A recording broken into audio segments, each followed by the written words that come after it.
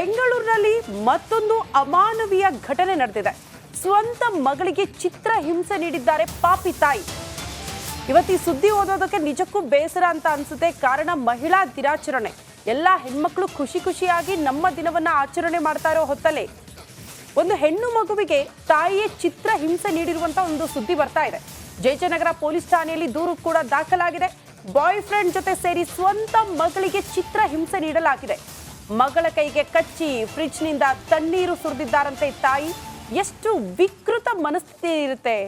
ಹೆತ್ತ ತಾಯಿ ಕೂಡ ಈ ರೀತಿ ಮಾಡಬಹುದಾ ಅನ್ನೋದು ಬಹುತೇಕರ ಪ್ರಶ್ನೆ.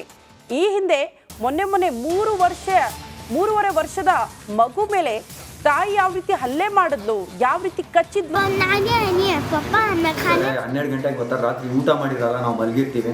ನನಗೆ ಫೋನ್ ಮಾಡಿಬಿಟ್ಟು ಫೋನ್ಪೇ ಸ್ಕ್ಯಾನರ್ ಕಳಿಸ್ತಾಳೆ. ಆ ರೋಟಿ ಅಂಗಡಿರು, ಬಿರಿಯಾನಿ ಅಂಗಡಿರು ಅದೆಲ್ಲ ಮಾಡ್ತಾಯಿದ್ದೀನಿ. ಅದಾದಮೇಲೆ ಇನ್ನೂ ಯಾರೋ ಸಲೀಮನ್ ಅವ್ನು ಬರ್ತಾನೆ, ಆ್ಯಶ್ಟೇ ತೊಗೊಬರೋಕ್ಕೆ ಕೇಳ್ತಾನೆ. ತೊಗೊಬರಲಿಲ್ಲ ಅಂದರೆ ಕೈಯಲ್ಲೆಲ್ಲ ಆ್ಯಶ್ ಆಗ್ತಾನೆ. ಇದೆಲ್ಲ ಡಾಕ್ಟ್ರು ಮುಂದೆ ಹೇಳಿರೋದು ವಿಕ್ಟೋರಿಯಾದಲ್ಲಿ. ಆ ಡಾಕ್ಟ್ರ್ ರಿಪೋರ್ಟ್ ಎಲ್ಲ ಕೂಡ ಇದೆ ಡಾಕ್ಟ್ರ್ ಮುಂದೆ. ಆಮೇಲೆ ಅವನು ಜಾಬೀರಣ್ಣವನು ಎಲ್ಲೋ ಅಮ್ಮನಿಗೆ ಲಾಡ್ಜ್ ಕರ್ಕೊಂಡೋಗಿದ್ದ, KRSಗೆ ಕರ್ಕೊಂಡೋಗಿದ್ದ. ಜುಲೈ 16ಕ್ಕೋ 15ಕ್ಕೋ ಕರ್ಕೊಂಡೋಗಿದ್ದ. ನಾನು ಬೆಡ್ ಮೇಲೆ ಮಲಗಿದೆ.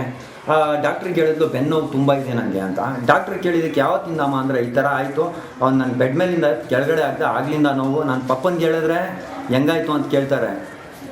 ಈಗ ಅಲ್ಲಿ ಪಪ್ಪನಿಗೆ ಈ ಬಗ್ಗೆ ಮತ್ತಷ್ಟು ಡೀಟೇಲ್ಸ್ ಅನ್ನ ಕೊಡ್ತಾರೆ ನಮ್ಮ ಪ್ರತಿನಿಧಿ ಅಜಯ್ ದೂರವಾಣಿ ಸಂಪರ್ಕದಲ್ಲಿ. ಅಜಯ್, ಏನಾಗ್ತಾ ಇದೆ ಸಮಾಜದಲ್ಲಿ ಅನ್ನುವಂಥ ಪ್ರಶ್ನೆ ಕಾಡುತ್ತೆ. ಮೊನ್ನೆ 3.5 ವರ್ಷದ ಮಗು ಮೇಲೆ ಹಲ್ಲೆ ಆಗಿತ್ತು ಸ್ವಂತ ತಾಯಿಯಿಂದ.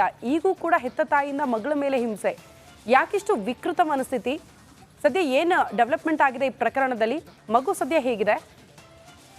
ಖಂಡಿತವಾಗ್ಲೂ ಶ್ರುತಿ, ಏನಂತಂದ್ರೆ ಕಳೆದ ಒಂದು 7-8 ವರ್ಷಗಳ ಹಿಂದೆ ಏನು ಈ ಇಬ್ರು ದಂಪತಿಗಳೇನಿದ್ದಾರೆ, ಆಯಿಷಾ ಮತ್ತೆ ಇಮ್ರಾನ್ ಅನ್ನೋರು ಮದುವೆ ಆಗಿರ್ತಾರೆ. ಅದೇ ಅಂದ್ರೆ ವಸ್ತ್ರಲ್ಲೂ ಕೂಡ ಇಬ್ರು ಚೆನ್ನಾಗಿರ್ತಾರೆ. ಅಂದ್ರೆ ಅವರಿಗೆ ಆ ದಾಂಪತ್ಯ ಸಾಕ್ಷಿ ಎಂಬಂತೆ ಒಬ್ರು ಮಗಳು ಕೂಡ ಆಗ್ತಾರೆ, ಮತ್ತೆ ಒಬ್ಬ ಮಗ ಕೂಡ ಇರ್ತಾನೆ. ಆದ್ರೆ ಬರ್ತಾ ಏನಾಗತ್ತೆ, ಇಬ್ರು ಮಧ್ಯ ವೈಮನಸ್ಸು ಉಂಟಾಗತ್ತೆ, ಕೌಟುಂಬಿಕ ಕಲಹ ಉಂಟಾಗತ್ತೆ. ಸೊ ಹೀಗಾಗಿ ಇಬ್ರು ಕೂಡ ವಿಚ್ಛೇದನೆಯನ್ನ ಪಡೆದಿರ್ತಾರೆ. ಸೊ ಹೀಗಾಗಿ ಇಬ್ರು ಡಿವೋರ್ಸ್ ಆದ ನಂತರದಲ್ಲಿ ಕೂಡ ಬೇರೆ ಇರ್ತಾರೆ.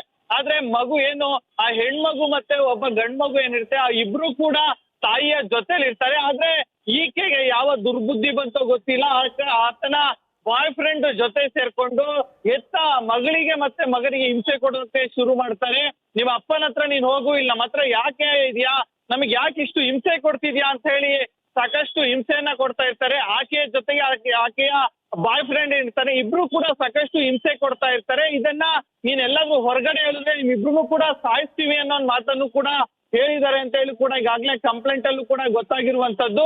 ಸೊ ಹೀಗಾಗಿ ಮಕ್ಕಳು ಕೂಡ ಹೆದರ್ಕೊಂಡು ತಾಯಿ ಮತ್ತೆ ಆತನ ಬಾಯ್ ಫ್ರೆಂಡ್ ಅಂದ್ರೆ ಅಂಕಲ್ ಈ ತರ ಮಾಡ್ಬಿಡ್ತಾರೆ ಅಂತ ಹೇಳಿ ಅವರು ಕೂಡ ಯಾರ ಬಳಿಲೂ ಕೂಡ ಹೇಳಿರುವುದಿಲ್ಲ. ಯಾವಾಗ ಈತ ಸಿಗರೇಟ್ ಇಂದ ಸುಡೋದು ಮತ್ತೆ ತಣ್ಣೀರ್ ಎರ್ಸೋದು ಈ ರೀತಿಯಾಗೆಲ್ಲ ಮಾಡ್ತಾ ಇರ್ತಾರೋ, ಆಗ ಮಗುಗೂ ಕೂಡ ಒಂದಿನ ತನ್ನ ಅಪ್ಪನಿಗೆ ವಿಡಿಯೋ ಕಾಲ್ ಮಾಡತ್ತೆ.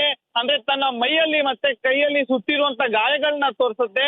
ಆನಂತರ ಅಪ್ಪನೂ ಕೂಡ ಎಚ್ಚೆತ್ಕೊಂಡು ನಂತರ ಮಗುವನ್ನ ಕರ್ಕೊಂಡು ಹೋಗು, ಈಗಾಗಲೇ ಜಯನಗರ ಪೊಲೀಸ್ ಠಾಣೆಯಲ್ಲೂ ಕೂಡ ಕಂಪ್ಲೇಂಟ್ ಅನ್ನ ಕೊಟ್ಟಿರುವಂತದ್ದು.